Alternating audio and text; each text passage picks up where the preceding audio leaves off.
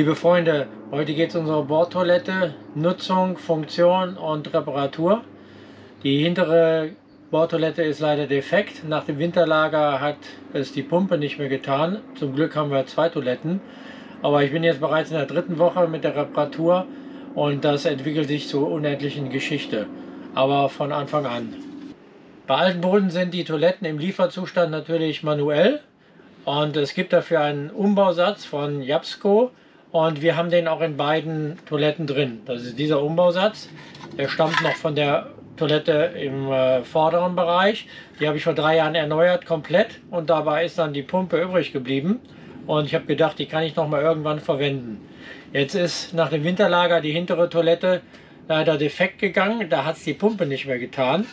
Ich habe jetzt versucht, mit der Ersatzpumpe von der vorderen Toilette die hintere zu reparieren. Man kann hier mit dem Schraubenzieher drehen und die Pumpe manuell wieder drehbar zu machen, wenn sie klemmt.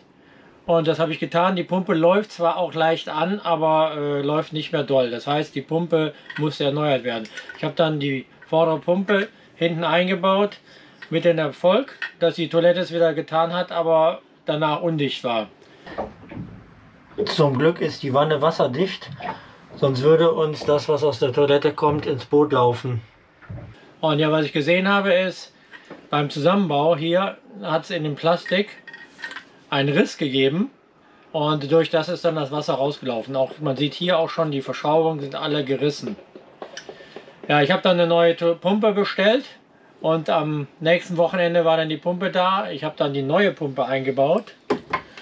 Das ist dann hier dieses Modell. Das hat auch eine andere Modellnummer. Und ja, die Pumpe habe ich dann eingebaut, hat auch funktioniert, aber es ist weiterhin undicht geblieben. Ich habe jetzt festgestellt beim Einbau, dass hier auch schon der Plastik gerissen ist. Das habe ich dann versucht mit Superkleber zu fixieren, sodass die Risse dicht sind, und habe dann die Pumpe eingebaut, hat aber leider auch nicht funktioniert. Die Toilette war zwar weniger undicht, aber immer noch undicht. Daraufhin habe ich jetzt auch dieses Teil neu bestellt. Jetzt habe ich das Unterteil bekommen.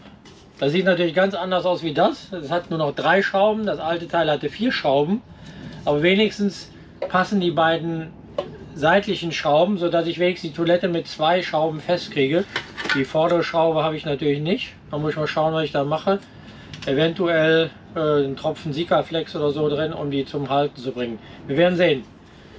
Wir werden jetzt heute dann versuchen, diese Pumpe hier zusammenzubauen. Ich muss natürlich aufpassen, hier ist ein Dichtungsring drin. Deshalb kann ich das nur in der Stellung einbauen, damit der Dichtungsring auch an der gleichen Stelle ist.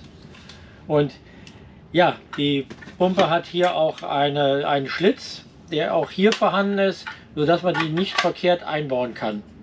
Das werden wir jetzt als nächstes tun. Ich habe jetzt den Dichtungsring hier sauber eingelegt und wir versuchen jetzt die Pumpe an die bestehende Toilette zu montieren. Ich habe jetzt die Pumpe an das neue Teil geschraubt und jetzt kommt der nächste Schritt. Wir bauen die Toilette jetzt drauf. Hier in dem Ablauf ist übrigens ein Rückschlagventil drin. Dieser Umbausatz besteht aus dem Toilettenunterteil und der Zerhackerpumpe. Diese Pumpe, die pumpt aber nur ab. Die zerhackt die Kacke und pumpt die raus. Und dazu gibt es eine weitere Pumpe, die dafür sorgt, dass das Wasser in die Toilette reinkommt. Wenn man hier von der Toilette ausgeht, sitzt hier die andere Pumpe, die für die Wasserzufuhr zuständig ist. Dazu gibt es ein Bedienpanel. Das macht die Toilette sehr komfortabel. Der Vorteil bei dieser Toilette ist, ich kann mit dem roten Knopf pumpen und saugen.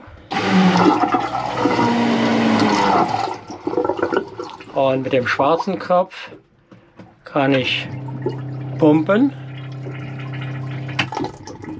und auf der anderen Seite nur saugen.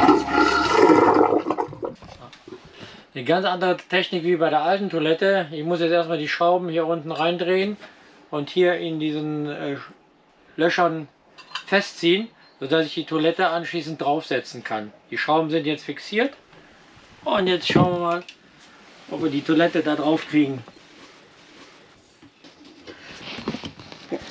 Dann setzen wir die Toilette mal drauf.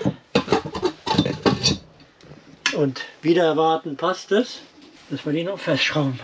Wichtig ist auch immer, dass man das richtige Werkzeug hat. Ratsche. Ja, mit Ratsche. Das macht die Arbeit sehr einfach. Ach, ganz fest, kommt ganz lose. Aber solange ich noch gut drehen kann. Grundsätzlich ist die Toilette jetzt wieder drin. Aber der hintere Bolzen stört, drückt auf die Toilettenhalterung. Den muss ich nächste Woche noch abschneiden, damit die Toilette richtig feststehen kann. Ja, liebe Freunde, das war die Reparatur unserer Toilette hinten. Die hat mich den letzten Nerv gekostet. Die geht nächste Woche nochmal in die 4. Runde. Dann muss ich die Bolzen noch abschneiden, damit ich die Toilette festmachen kann. Ich finde es schon traurig, dass die Hersteller bei den Nachfolgeteilen immer das so bauen, dass man das gar nicht richtig verwenden kann. Die Bolzen, die jetzt hier drin waren, die stören jetzt und drücken auf die Toilette, sodass ich die nicht plan aufbauen kann. Wichtig ist, dass man auch ordentliches Material hat zum Arbeiten. Es muss nicht qualitativ das Beste sein, aber es sollte sich halt gut verstauen lassen und jederzeit griffbereit und nicht so viel Platz wegnehmen. Ich finde diese Schraubenschlüssel toll, die man hier so drehen kann mit der Ratsche.